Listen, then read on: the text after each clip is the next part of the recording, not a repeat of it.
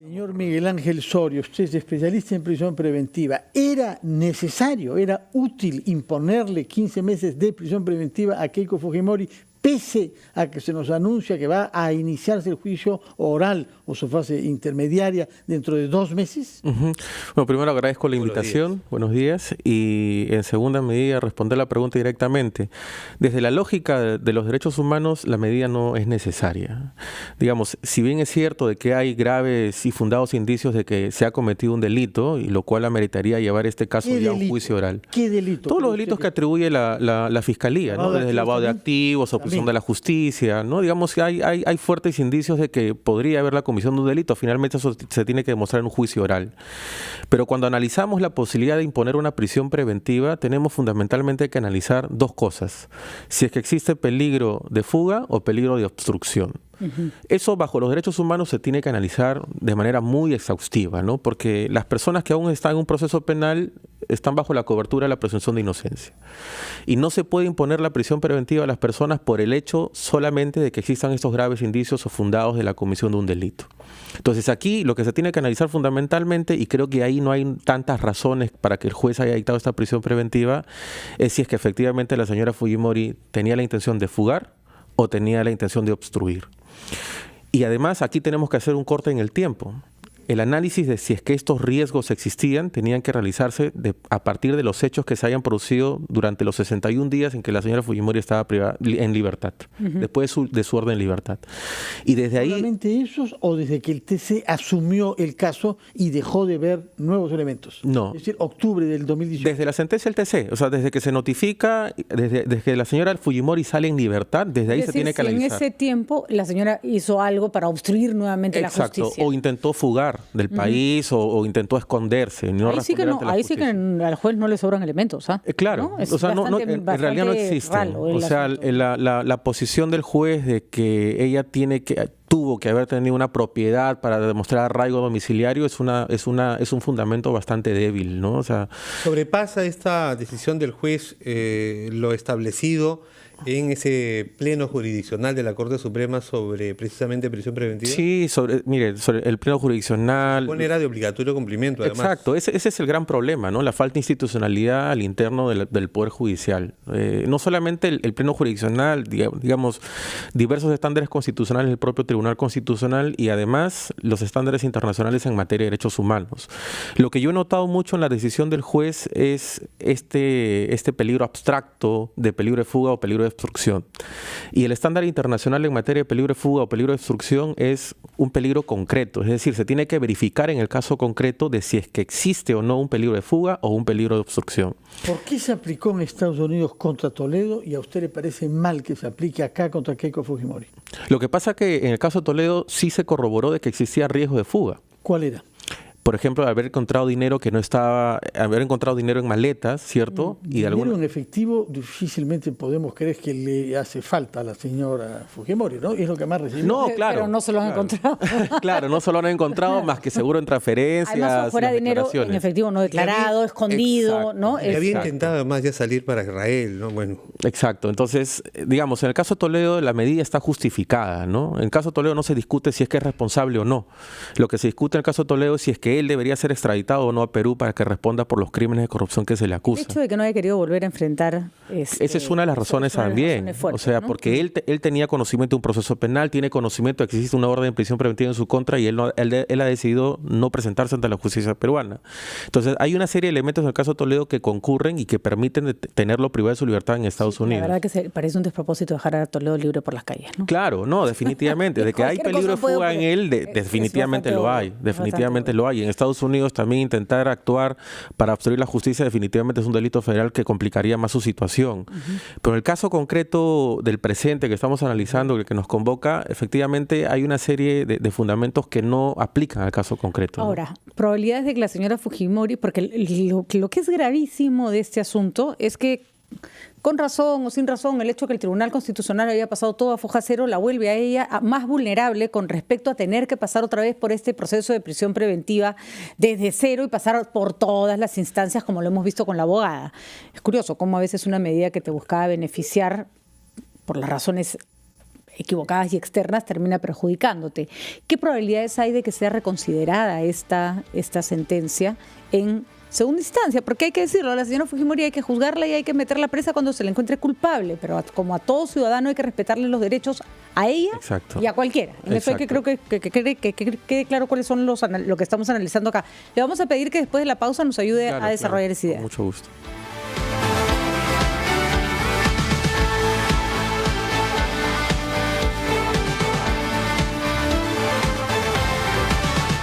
Ocho de la mañana con 50 minutos, continuamos nosotros en Ampliación de Noticias. Estamos conversando con Miguel Ángel Soria, ex viceministro de Justicia, en el despacho de Derechos Humanos. Y esa es la visión que compartías con nosotros, Miguel Ángel, respecto a lo ocurrido con Keiko Fujimori. Decías tú algo importante, pero que hemos dejado de lado, me parece, todos, la presunción a la inocencia. Mientras no hay una sentencia en sentido contrario, se supone que todos somos inocentes. Exacto. Pueden haber indicios que precisamente motivan una prisión preventiva, pero en el caso de Keiko Fujimori, por ejemplo, hasta sus opositores advierten que ya debería haber una acusación formal de la Fiscalía, porque cuando los jueces, dos que han resuelto sus prisiones preventivas, ha pedido el Ministerio Público, en la práctica lo que han hecho es un minijuicio y una sentencia anticipada.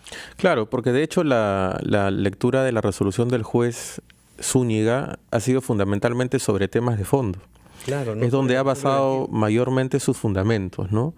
Pero los argumentos del peligro de fuga y el peligro de obstrucción son bastante débiles, ¿no? El hecho de que, por ejemplo, el juez diga no es suficiente que la señora Fujimori haya comparecido a todas las diligencias para demostrar que no hay peligro de fuga. Al contrario, o sea, de hecho, la voluntad de una persona que se presenta ante la justicia a todas las diligencias y que se entrega cuando se además, la prisión, además. Ahora hablando ya en términos de lo que se viene. ¿Cree que algún juez se va a atrever a volver a sacar a la señora Fujimori de la cárcel? Ojo que esto parece un yo-yo. Sí, claro. Entra, sale. No debe haber nada más angustiante para una persona que está en esa situación, ¿no? Exacto. El tema es el siguiente. Muchas veces se cuestionan a los jueces, a los tribunales, incluso hasta los jueces supremos, de la valentía que tienen para aplicar el derecho, ¿no? El país está lamentablemente polarizado en temas de política y la política... lo político judicial. Exacto. Entonces hay estándares internacionales, constitucionales muy claros en esta materia que deberían ser respetados, ¿no? Y la utilización... ¿Cómo lo planteamos, no? ¿Se atreverá el juez? Exacto, porque ¿no? lamentablemente... Debería mirar lo jurídico, no es lo mediático. Exacto. Hay mucha presión mediática, mucha presión política y el tema es que si es que va a haber valentía o no de los tribunales de aplicar los estándares que garantizan los derechos. Ese es el tema, ¿no? Sea quien sea, porque acá no se defiende la inocencia de nadie, sino se defiende precisamente la aplicación real o efectiva de los derechos. Eso es a lo que tenemos que apuntar. ¿Considera que el argumento del temor a la fuga tiene poco fundamento, pese a que hemos visto en el Perú una cantidad de gente que se ha fugado, incluido un comandante general del ejército, sí, claro, y un montón de otras autoridades, a comenzar por el propio padre del ajusticiable? Pero el otro argumento, obstrucción a la justicia, ¿no han habido evidencia de intimidación a testigos? ¿No hay testigos que han declarado haber sido objeto de una presión para que mientan a la justicia? La pregunta es ¿cuándo?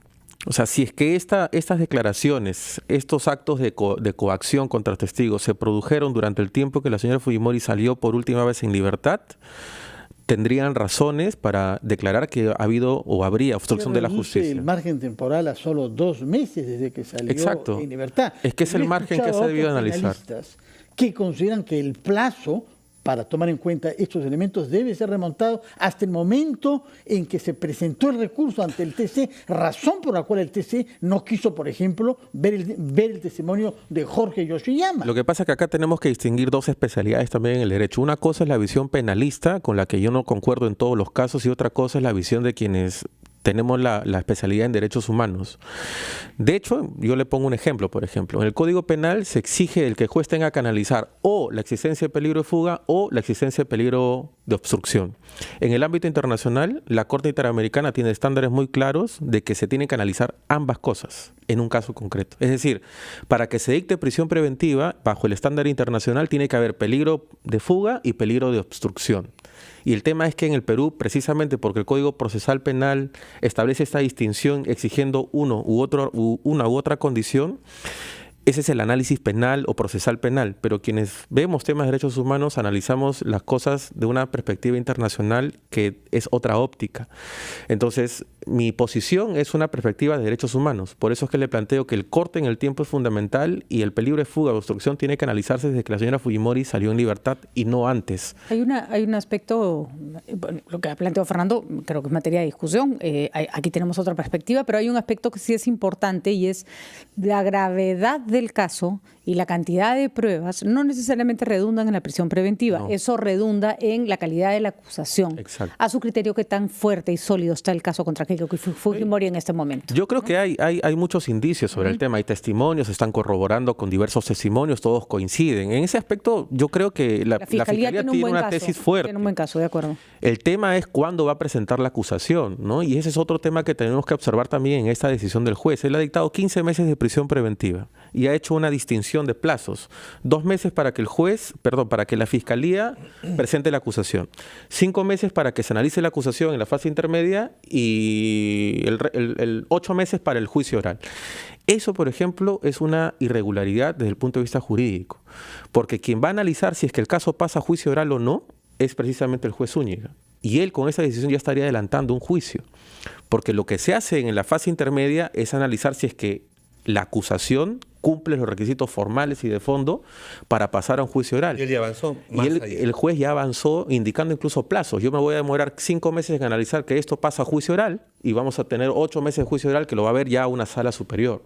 Entonces, eso no es completamente regular. En todo caso, el juez Zúñiga se ha debido restringir a 2 meses. Bajo su óptica, a que en 2 meses se presente la acusación y en ese tiempo analizará si es que es necesaria o no la medida de prisión preventiva, ¿no? Y creo que además no ha habido mucho fundamento fuerte por parte del juez Zúñiga en el sentido de por qué no una comparecencia restringida impidiendo que Keiko Fujimori se acerque a los investigados, a los testigos, a los peritos, a determinadas personas.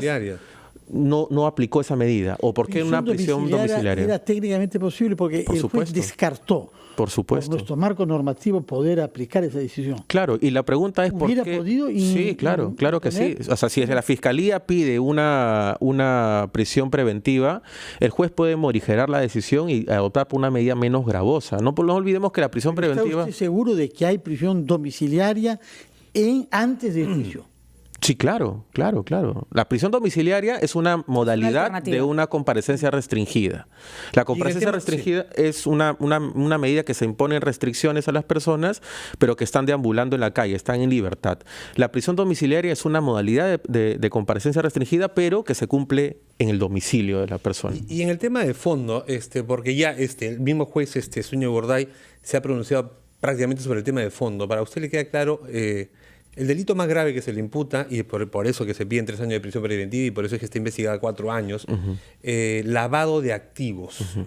¿Hay indicios de lavado de activos? Es un cargo muy severo. Lo que pasa es que eso se tiene que demostrar en el juicio, ¿no? O sea, está en discusión de si es que digamos, la caja de Odebrecht, de donde provenían los aportes, era una fuente ilícita o no. Eso primero hay que demostrar. Jorge Barata ha dicho que él no sabía el origen ilícito de esos... Igual se tiene que demostrar en el juicio oral, ¿no? Jorge Barata puede declarar una serie de cosas también para salvar a su empresa, para salvar su propia responsabilidad, para cumplir con el acuerdo. Exacto, eso se tiene que mostrar en el juicio. Incluso para eso están los codinomes, la manera como se saca el dinero, la forma, si es que cómo se traslada, a quién, en qué manera. O sea, hay mucho más que simplemente la declaración de Jorge Barata, pero lo cierto es que si el juez, en el caso de Keiko Fujimori, que parece ser... Por el caso de Alejandro Toledo es bastante obvio que hay una coima, por lo menos, ¿no? Claro. Pero en el caso de Keiko Fujimori, que parece ser una piedra angular, si declara que el origen de Odebrecht es ilícito y hay lavado de activos, presenta un precedente para todos otros casos, claro, ¿no? Para todos los demás, ¿no? Claro, y ahora la no misma solamente... vara van a tener que medir a Humala, a la señora Villarán, y a la señora Lourdes Flores y a cualquiera que haya recibido plata de estas empresas. Pero ahí también viene otro tema, ¿no? Que aplica para todos ellos. ¿Sabían ellos que esa fuente o esa caja era ilícita? Esa puede ser la fortaleza de la defensa. Sí, claro. ¿No? Y eso es lo que se tiene que mostrar en juicio oral, no en esta etapa. Interesante, ¿no? No en esta etapa. Claro, interesante porque ahí hay demasiadas cosas en juego y tanto Fiscalía como las respectivas defensas van a tener que hilar muy fino. Lo cierto es que ya este es un debate técnico penal puro, ¿no? Puro. O sea, ese es, digamos, desde el punto de vista dogmático, penal, va a ser interesante ese debate en el juicio oral. pero eso no se analiza en materia de prisión preventiva. De no haber lavado de activos, sí hay configuración de otros delitos. Podría haber. O sea, hay indicios razonables, ¿no? Digamos, la Fiscalía no es tiene... lavado de activos o nada. No, hay otros porque estamos hablando de un concurso real que supone acto, la comisión de un acto, la comisión de un delito, ¿no? Distinto es al concurso ideal, donde con un solo acto uno puede cometer diversos delitos. Pero en este caso la Fiscalía postula la tesis de que hay concurso real de delitos, por eso es que está sumando penas y me parece que está llegando a 15 o 25 años de pena privativa de libertad, ¿no? Como prognosis. Muy bien, interesante. Recordemos que las cosas en este caso no son blancas ni negras. No, estamos claro que hablando no de personas, estamos hablando de procesos. Por supuesto que hay gente que cree que la prisión preventiva de Keiko Fujimori es justa. Hay argumentos en contra y argumentos a favor y estamos tratando de exponerlos todos. Acá no se trata de defender personas, sino de analizar circunstancias. Claro, y sobre todo era un principio fundamental, ¿no? Esto nos puede afectar a todos y hay que dejar las cosas en blanco y negro y sobre todo debe priorizarse la aplicación de los derechos, no, creo que sea muchos, quien sea. Muchos aprendieron a la mala ese sí, concepto, claro, ¿no? Los que claro. aplaudieron en carne ajena lo que después les pasó. Existe el karma, dicen existe el karma. o la irresponsabilidad. Además, tal vez, ¿no? haber incitado que esto pase, ¿no? Así es, muchísimas gracias. Muchas gracias por la Estábamos invitación. entonces conversando sobre este tema del que vamos a seguir hablando. El abogado Miguel Ángel Soria estuvo con nosotros, ex viceministro de Justicia, en el despacho de Derechos Humanos, dándonos su opinión sobre la decisión que se tomó ayer con respecto a Keiko Fujimori. Hemos tenido opiniones diversas. Ha estado con nosotros la señora Yuliana Loza, pero más temprano estuvo con nosotros el abogado Luciano López y la idea es escuchar distintos argumentos. Vamos a la pausa y volvemos.